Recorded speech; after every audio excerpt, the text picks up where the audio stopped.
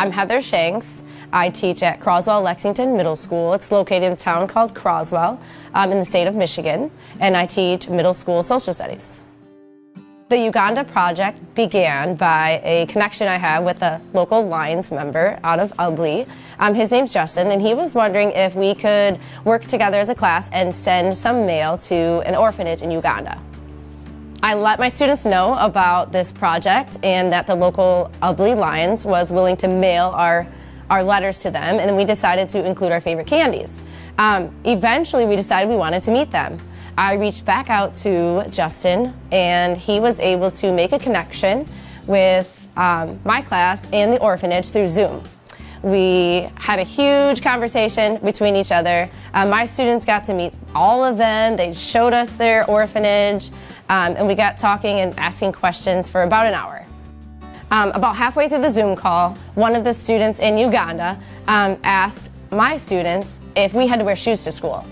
I heard a lot of chuckles from my students, and I instantly, my heart sank because I knew it was coming next. But one of my students wanted to go up and answer that question. And he started to talk about all of the shoes he has. He had basketball shoes, he had track shoes, he had shoes for gym class, he had shoes for the beach, and the faces of the Ugandan children were just astonished.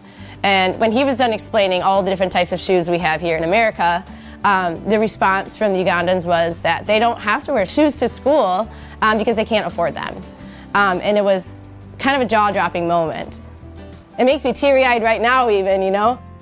The discussion after the Zoom, when we realized that they didn't have shoes, was very eye-opening and caused a lot of conversations about how that they didn't have shoes and what we would do if we didn't have shoes. And we wanted to do something about it. After talking with them, at first they wanted to send them their own shoes. They're like, we have shoes, we have extra, why can't we just mail them over? Their first thought was like, we need to get shoes there and we need to get them there now.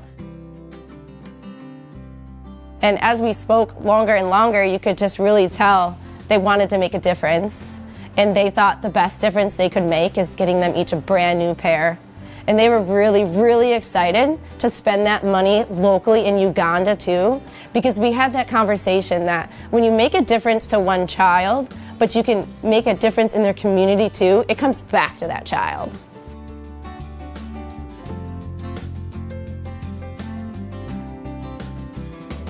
I think as a person, each of my students grew that day. I think knowing that there are other people in the world that are really struggling with something as simple as a shoe, but knowing also how important it was for those students to receive those shoes, I think it made them really understand, you know, what life's about. It was great for our class to learn that we could achieve so many different things and work together, especially for underprivileged people around the world.